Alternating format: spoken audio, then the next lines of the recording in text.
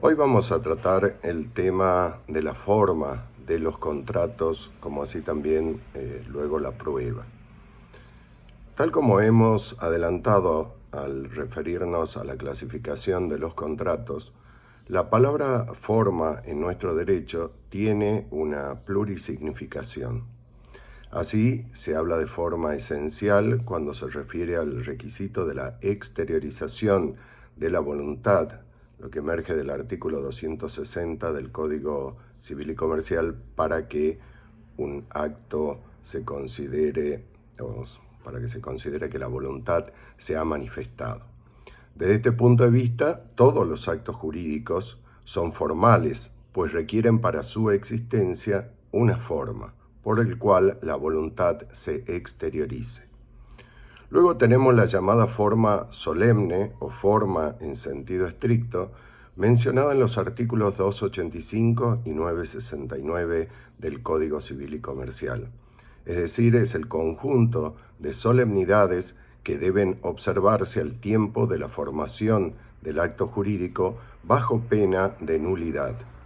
La forma solemne se clasifica a su turno en solemne absoluta y solemne relativa, según que su ausencia ocasione la nulidad plena del negocio en las solemnes absolutas o meramente efectual en las solemnes relativas.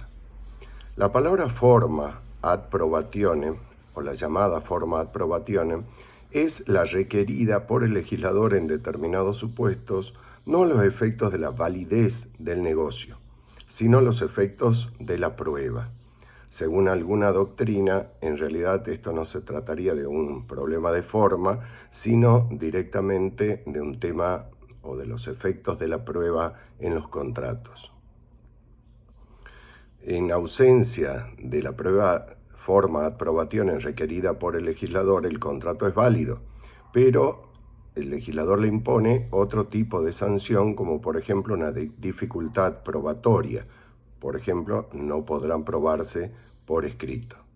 Mientras que en el primer caso, forma solemne, la solemnidad se exige para llamar la atención a los contratantes sobre la importancia del acto que van a celebrar o a los efectos de dotar el mismo de seguridad jurídica. En el caso de las llamadas formas ad probationem, la forma se impone a los efectos de evitar pleitos.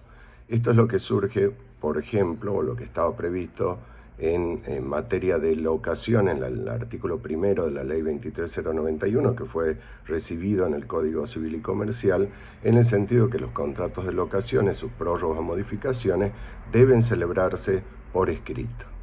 Y por último, se encuentra la llamada forma ad publicitatem, que en este caso la forma no se exige a los efectos ni de la validez del negocio ni de la prueba del mismo, sino a los efectos de su publicidad.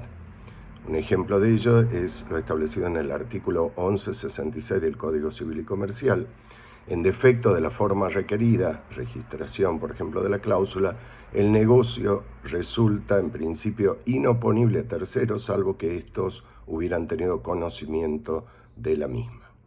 Ahora sí nos abocamos al tema estricto de la forma de los contratos.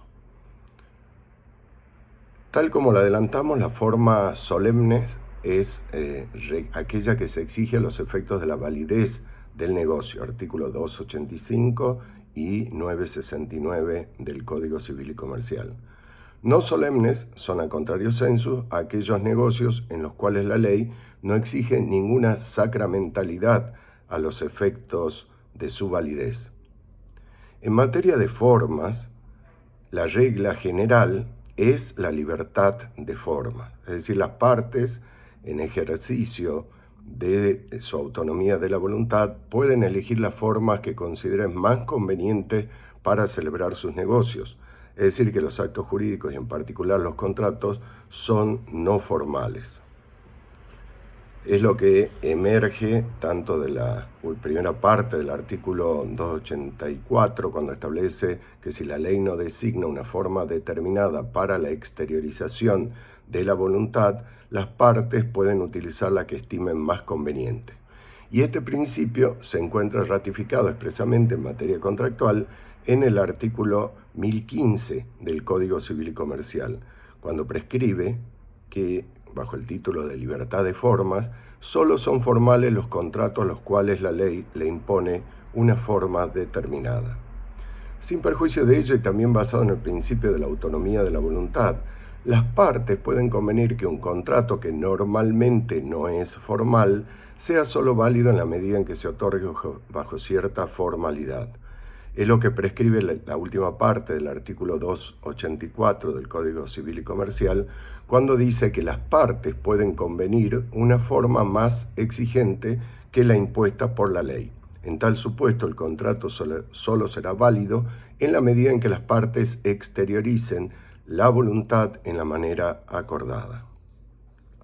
En cuanto a los contratos solemnes, que son la excepción, son aquellos a los que la ley exige que la voluntad se exteriorice de determinada manera bajo pena de nulidad.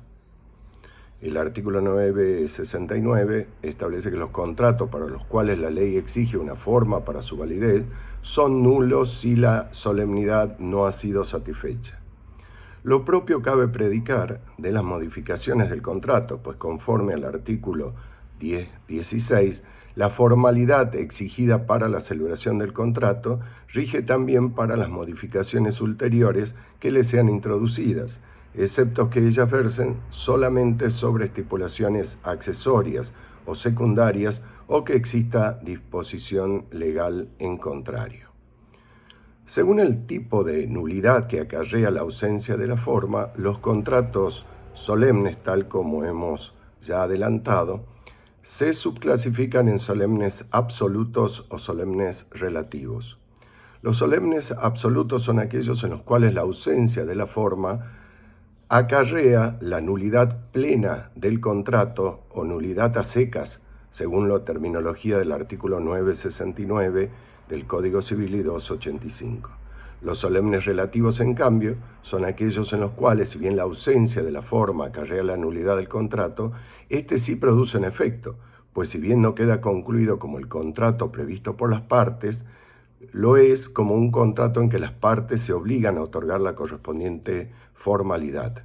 Es lo que surge del artículo 285 del Código Civil y Comercial, cuando establece que el acto que no se otorga en la forma exigida por la ley no queda concluido como tal mientras no se haya otorgado el instrumento previsto, pero vale como acto en que las partes se han obligado a cumplir con la expresada formalidad.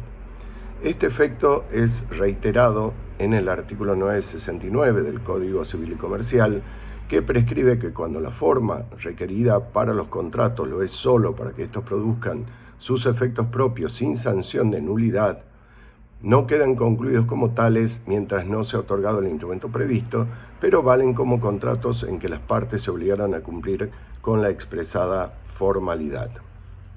Es decir, tratándose de contratos solemnes relativos, en ausencia de la forma, el negocio vale como un contrato preliminar, es decir, un contrato que obliga al otorgamiento de la forma requerida por la ley, en virtud de las cuales entonces las partes deben cumplir con esta obligación, que habiendo cumplido surgirá en definitiva el negocio previsto o pueden las partes celebrar un contrato preliminar de un grado diferente. Cabe destacar que tratándose de forma impuesta, la regla es que la sanción de nulidad sea bajo la modalidad efectual y la excepción es que sea plena. Ello surge de la lectura del artículo 285 del Código Civil y Comercial. ¿Cuáles son aquellos contratos que formarían la categoría de los contratos solemnes relativos? Conforme al artículo 10.17 del Código Civil y Comercial, deben ser otorgados por escritura pública los contratos que tienen por objeto la adquisición, modificación o extinción de derechos reales sobre inmuebles. Quedan exceptuados los casos en que el acto es realizado mediante subasta proveniente de ejecución judicial. B. Los contratos que tienen por objeto derechos dudosos o litigiosos sobre inmuebles. C. Todos los actos que sean accesorios de otros contratos otorgados en escritura pública. Y D. A los demás contratos que por acuerdo de partes o por disposición de ley deben ser otorgados por escritura pública. El inciso A, es decir, aquellos contratos que se refieren a la transmisión de derechos reales, seguramente generará y genera la misma discusión doctrinaria que se produjo bajo la vigencia del artículo 1184, inciso primero del Código derogado, en cuanto a la formalidad del contrato de compraventa inmobiliario.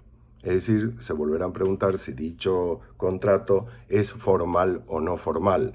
O dicho de otro modo, si el boleto de compraventa es una compraventa perfecta y válida o si solo constituye un preliminar de compraventa que obliga a las partes a otorgar el instrumento definitivo de venta.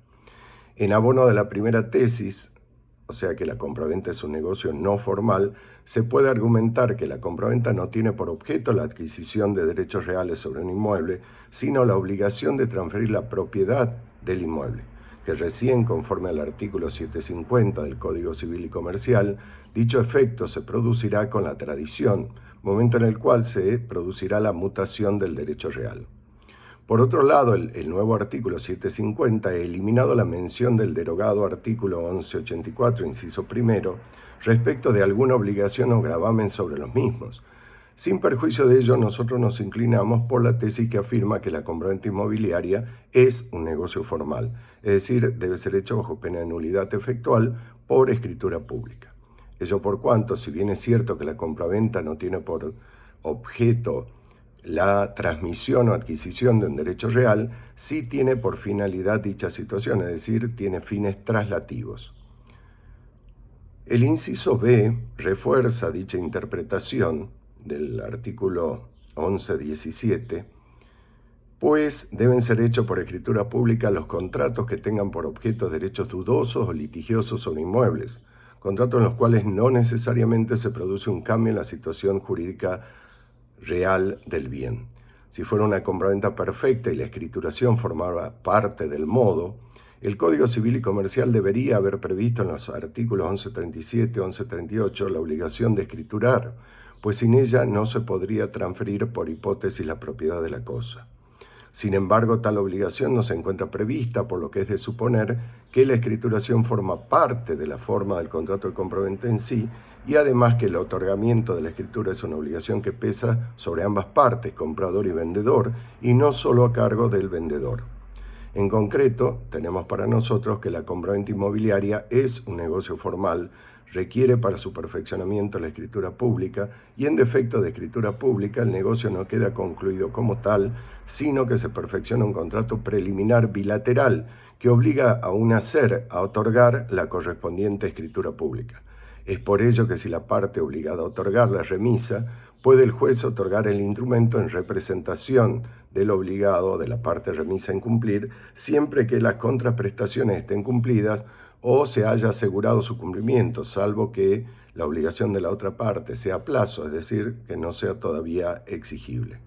En este sentido, el artículo 1018 del Código Civil y Comercial establece que el otorgamiento pendiente de un instrumento previsto constituye una obligación de hacer si el futuro contrato no requiere una forma bajo sanción de nulidad. Si la parte condenada a otorgar la remisa, el juez lo hace en su representación siempre que las contraprestaciones estén cumplidas o se haya asegurado su cumplimiento. El segundo caso que prevé el artículo 1017 en el inciso B es de los contratos que tienen por objeto derechos dudosos o litigiosos sobre inmuebles. Sería el caso, por ejemplo, de la transacción regulada en el artículo 1641, por lo que de versar sobre inmuebles deberá celebrarse por escritura pública. El inciso C, también deben celebrarse por escritura pública todos los actos accesorios de otros contratos otorgados en escritura pública, y por el inciso D, los demás contratos que por acuerdo de partes o disposición de ley deben ser otorgados por escritura pública. Ejemplo de forma solemnitate relativa exigida por la ley lo encontramos en la segunda parte del artículo 1618, cuando prescriben que deben otorgarse por escritura pública la cesión de derechos hereditarios, la cesión de derechos litigiosos. Si no involucran derechos reales sobre inmueble, también puede hacerse por acta judicial, siempre que el sistema informático asegure la inalterabilidad del instrumento. Y C, la cesión de derechos derivados de un acto instrumentado por escritura pública. Los contratos solemnes absolutos son aquellos en que la ausencia de la forma trae aparejada la nulidad plena del contrato, o sea, la nulidad a secas, tal como refiere el Código Civil y Comercial. Esto significa que el contrato celebrado sin la formalidad exigida constituye un pacto desnudo, es decir, un pacto desprovisto de toda acción. Ejemplo de contrato solemne absoluto es la donación inmobiliaria, como así también la de cosas muebles registrables y la de prestaciones periódicas o vitalicias. Así establece el artículo 1552 del Código Civil y Comercial, al prescribir que deben ser hechas en escritura pública bajo pena de nulidad las donaciones de cosas inmuebles, las de cosas muebles registrables y las de prestaciones periódicas y vitalicias.